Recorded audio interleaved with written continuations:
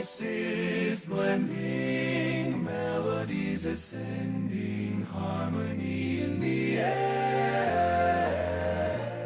Our songs are never ending. In the barbershop we create magic. Brad and John show, yeah, it's pure classic. No instruments needed, just our vocal range. Notes flying high, it's our musical exchange. Tracy's station may try, but they can't compete. Our barbershop style, it can't be beat. Oh, the harmony of voices, so sweet. In the barbershop of life, our tunes will repeat. No need for instruments, no need for a band. Just the Brad and John show, the finest in the land.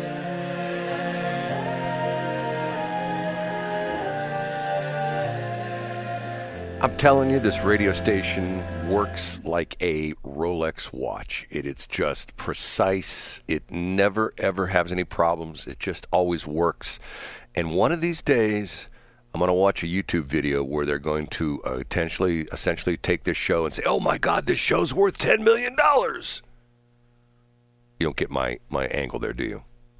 I do think that, Brad, the difference between a Rolex and your heart is that your heart goes tick-tock, although earlier in the year it wasn't ticking, as I understand it. So maybe that's something you do have in common with the Rolex, Brad. You know, I watch too many videos on YouTube, and sometimes I go down these rabbit holes, these guys who collect Rolexes and sell Rolexes. And what's always fascinating is, especially these guys who were in the Vietnam War, who bought a Rolex someplace overseas, like in the 60s or early 70s, and they paid like $230 for it, and they still have it. Now it's worth $35,000. You know, going like, okay, how many things do you buy, you know, what, a half a century ago that appreciate like that? You know, not too many, right? Yeah, I know. Well, hopefully President Harris will put a higher capital gains tax in so that those dirty capitalists will have to pay their fair share. You know, they haven't talked too much about this, and you being, you know your finances real well.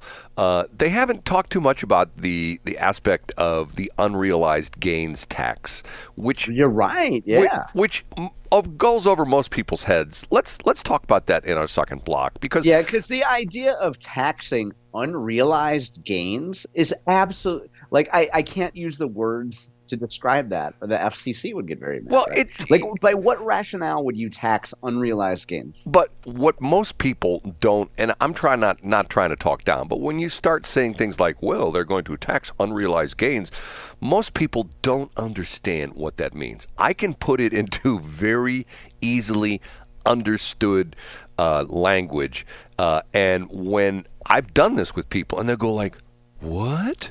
And they're just like shocked, you know, because of the fact that the whole crazy thing is well, let's not go there. Okay, that's and you know what? Before you get into that story today, Brad, you left us all hanging yesterday about your Bill Eigel story. Do you want to start off with that? Want me to mention that right away?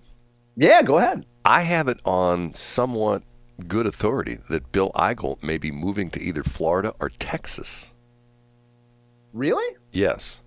Wow. Supposedly. Is that the kind of thing that now that the election's over, would you consider annoying him by calling him and asking him that? You think I should later? I mean, when we get on the air, you'll probably say this was John's idea, which is fine. No.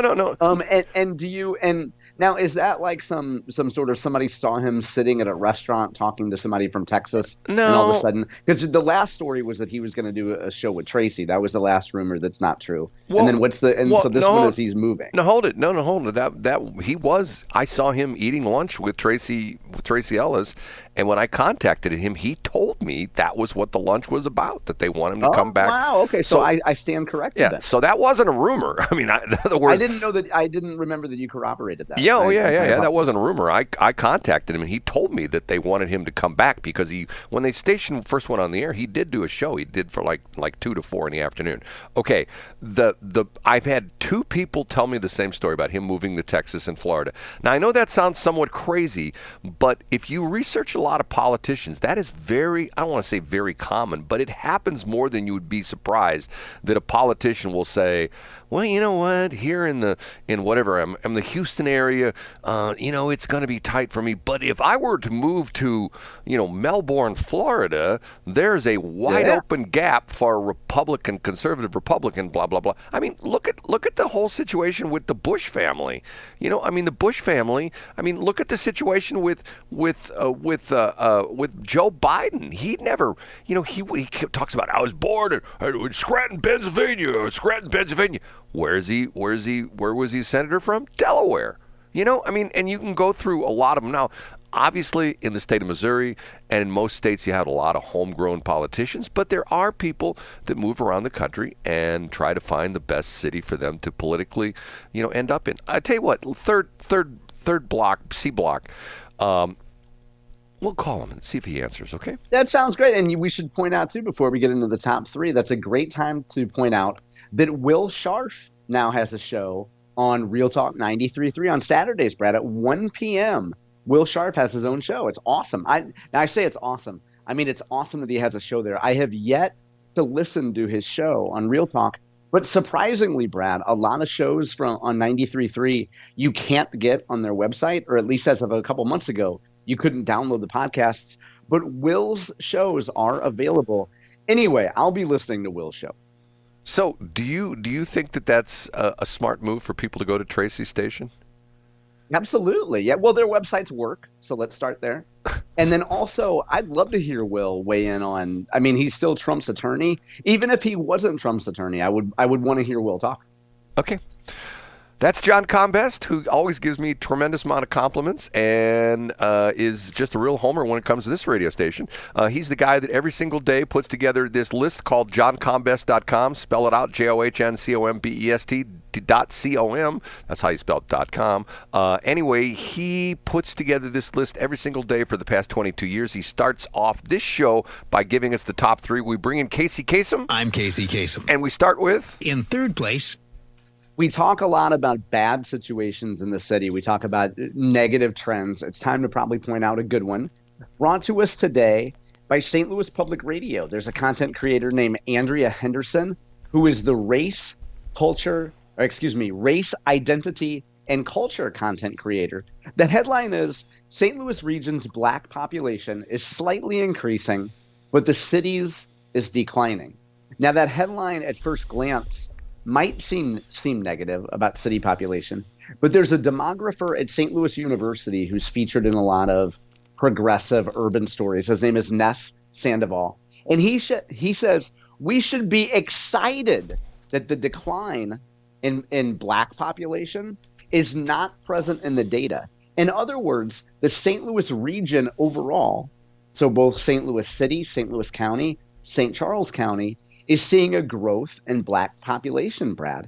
And while we know that city population is declining, we're at least able to figure out some of the reasons for it. There's a gal from a real estate group. Her name is Delisha Lacey. And she points, of course, to the fact that what we need more than anything else are down payment incentive programs. More money is always the answer. So she says elected officials should create down payment incentive programs. And also she points out that the real reason why a lot of black people aren't buying houses in the city is because, as we know, the credit system is racist. The credit system, much like mathematics and basic economics, discriminates against black people. So it's hard for them to get conventional loans, which is why it's hard for them to purchase houses. But overall, Brad, the trend for black population in the region is positive. Now, you should also consider, did you see, by the way, the story about there was a shooting at a St. Charles gas station the other day? It's a pretty great story. Post-Dispatch had it up. I did not. There was a gentleman named Tyrone Chase who is at the center of it. I'm guessing he's an Asian fellow with the name Tyrone. But I would suggest people consider looking at demographics. We have a lot of cultural enrichment now, Brad, coming to St. Charles, a lot of cultural enrichment coming to other parts of the St. Louis region. And as we know, that's a great thing when we have an increased black population. Not going to touch that. Up a notch to number 2. This is a banger of a story from the St. Louis Post-Dispatch. Austin Hughley follows up on the story of all the pandemic grants that are being distributed throughout North City. What Austin found, surprise, surprise, is that some of the cash grants, Brad, are going to places that don't actually exist. Or they're going to places that call themselves, for example, a museum, but isn't really a museum. They're going for North Side grants of a business that's actually located in Shrewsbury. So Austin Hughley tracks down a number of these grants and shows why they're just phony baloney. Now, as you might expect, if you're giving away a lot of grants, if you're giving away $1 million in grants, you always want to pepper in some grants to legitimate places. Like there's an auto body shop. We know that the government should take pandemic money and hand it over to a auto body shop. But some of the other businesses getting things included, some of the other entities getting things include like Big Brothers, Big Sisters. I think that's one of the groups. Let me pull it up here real quick.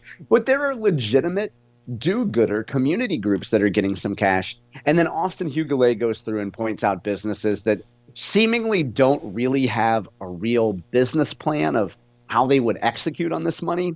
But they're in line for grants anyway, Brad. So, at worst, Brad, it's just, I don't know, an example of why we shouldn't expect government entities to implement these programs in a meaningful way.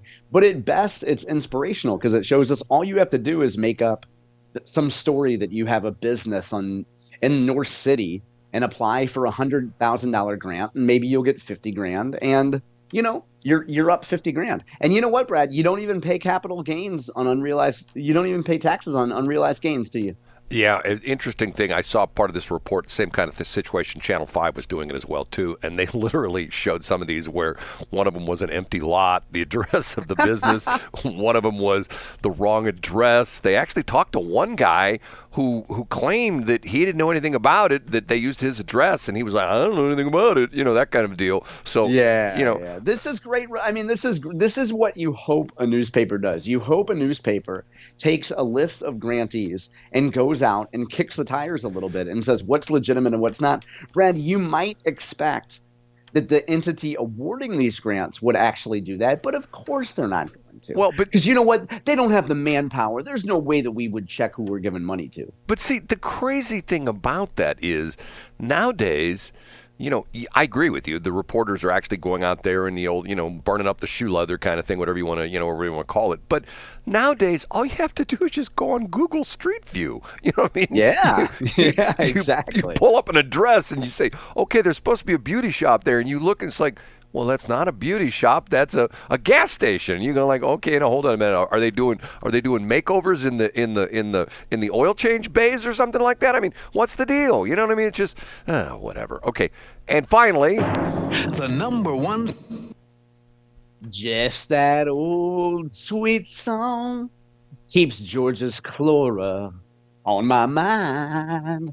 Clora Lindley Myers, the head of the Missouri Department of Insurance, an alleged Georgia resident, is once again in the spotlight. Scott Fawn's midweek update pointed out a new piece of information about our DEI chieftain, maybe chieftess, maybe czar, I don't know, whatever you want to call her.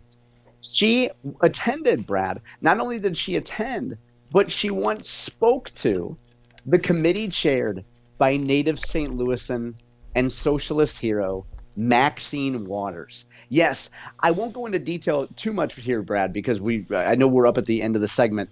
But the top link today, I linked to Scott Fawn's midweek update, and Scott goes through the testimony of Missouri's own DEI czar, I guess you could call her, at the Department of Insurance, and her testimony before Maxine Waters' House Financial Services Committee. So you might say, why is somebody from Missouri championing DEI when we've had the governor, the incoming governor, The University of Missouri come out and say that Missouri does not support institutionalized racism. In fact, we oppose it here in Missouri.